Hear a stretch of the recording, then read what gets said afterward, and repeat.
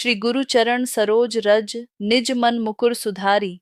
बरनउँ रघुवर बिमल जसु, जो दायकु फल चारि। नमस्ते। आज हम गुरु पूर्णिमा की पावन कथा और उसके गहरे आध्यात्मिक महत्व पर प्रकाश डालेंगे।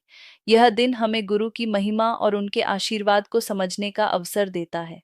इस प्रस्तुति में हम जानेंगे कि कैसे गुरु हमारे जीवन में अंधकार से प्रकाश की ओर ले जाते हैं और कैसे यह परंपरा सदियों से भारतीय संस्कृति का अभिन्न अंग रही है। गुरु पूर्णिमा हिंदू धर्म का एक अत्यंत पवित्र त्योहार है, जो आषाढ़ मास की पूर्णिमा को श्रद्धा और उल्लास के साथ मनाया जाता है। यह दिन हमें अपने गुरुओं के प्रति कृतज्ञता व्यक्त करने और उनके ज्ञान के प्रति आभार प्रकट करने का अवसर प्रदान करता है। पौराणिक मान्यताओं के अनुसार इसी पावन दिन महर्षि वेद व्यास जी का जन्म हुआ था, जिन्होंने वेदों का विभाजन किया और 18 पुराणों की रचना कर ज्ञान को जन जन तक पहुंचाया। इसीलिए इस दिन को व्यास पूर्णिमा के नाम से भी जाना जाता है। इसके अतिरिक्त यह दिन आदि गुरु भगवान शिव से भी जुड़ा हुआ है।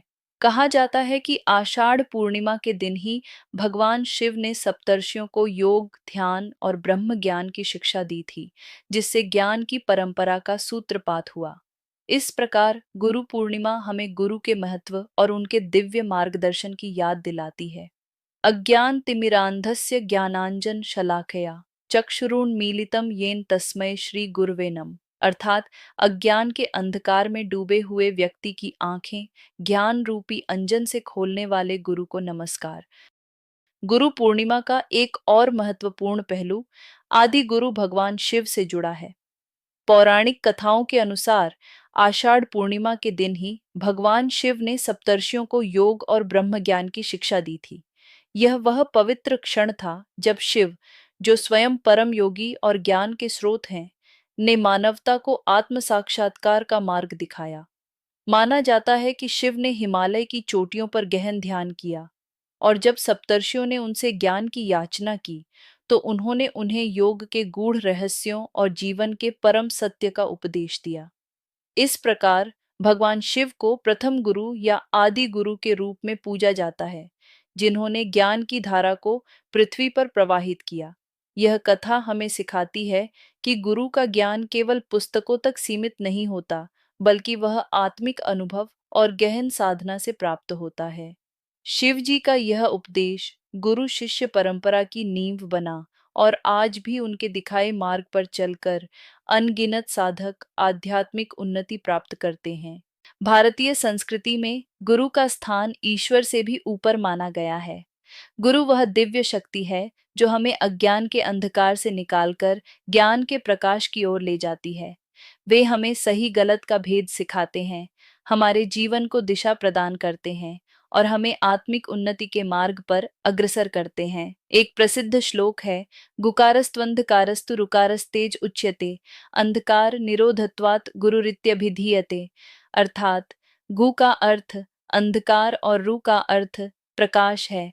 जो अंधकार का नाश कर प्रकाश की ओर ले जाए, वही गुरु कहलाता है।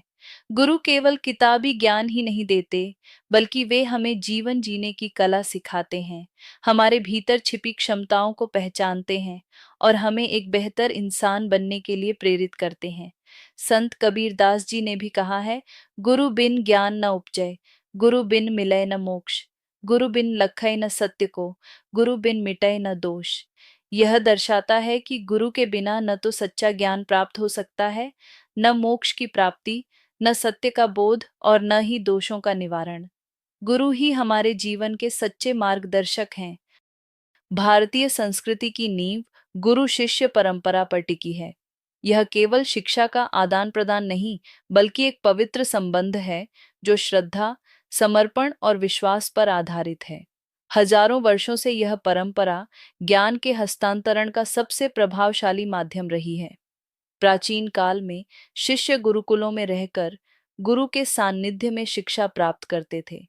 वे न केवल शास्त्रों का अध्ययन करते थे, बल्कि गुरु की सेवा करते हुए जीवन के नैतिक मूल्यों, अनुशासन और आध्यात्मिक ज्ञान को भी आत्मसात करते थे। यह व्यवस्था शिष्यों को सर्वांगीण विकास प्रदान करती थी। गुरु शिष्य संबंध की कुछ प्रमुख विशेषताएं हैं।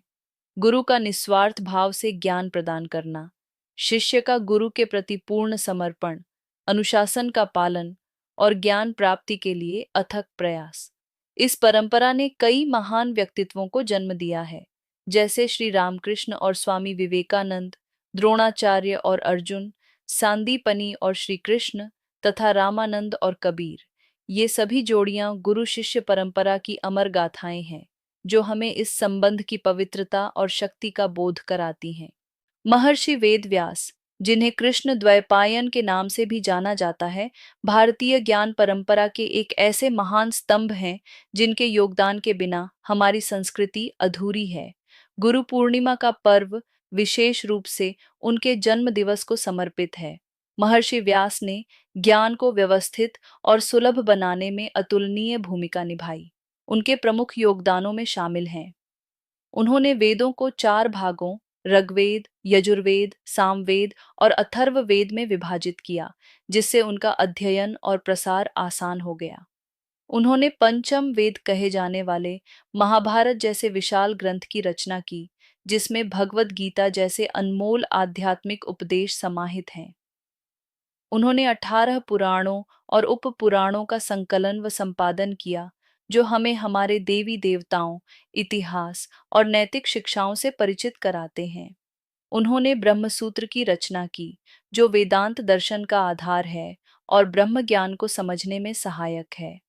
उन्हें गुरु शिष्य परंपरा की औपचारिक शुरुआत का श्रेय भी दिया जाता है, क्योंकि उन्होंने ही अपने शिष्यों को इन सभी ग्रंथों का ज्ञान प्रदान किया। इसीलिए कहा जाता है, व्यासोच्छिष्टम जगत सर्वम, अर्थात सारा संसार व्यास जी का उच्छिष्ट है, यानी उनके ज्ञान से प्रेरित है। महर्षि व्यास का यह योगदान हमें ज्ञान के प्रति उनकी निष्ठा और मानवता के प्रति उनके प्रेम की याद दिलाता है। गुरु पूर्णिमा का महत्व केवल हिंदू धर्म तक ही सीमित नहीं है, बल्कि यह पर्व भारतीय उपमहाद्वीप की कई अन्य आध्यात्मिक परंपराओं में भी श्रद्धा और सम्मान के साथ मनाया जाता है। यह दर्शाता है कि गुरु का स्थान और उनके प्रति कृतज्ञता का भाव सार्वभौमिक है। बौद्ध धर्म में बौद्ध अनुयायी इस दिन को भगवान बुद्ध के प्रथम उपदेश के रूप में मनाते हैं। माना जाता है कि ज्ञान प्राप्ति के बाद बुद्ध ने आषाढ़ पूर्णिमा के दिन ही सारनाथ में अपने पहले 5 शिष्यों को धर्मचक्र प्रवर्तन सूत्र का उपदेश दिया था। यह दिन उनके लिए धर्म के पहिए को गति देने का प्रतीक है। जैन धर्म में जैन परंपरा में यह दिन भगवान महावीर के प्रथम शिष्य गौतम गणधर के रूप में स्वीकार किए जाने का स्मरण कराता है।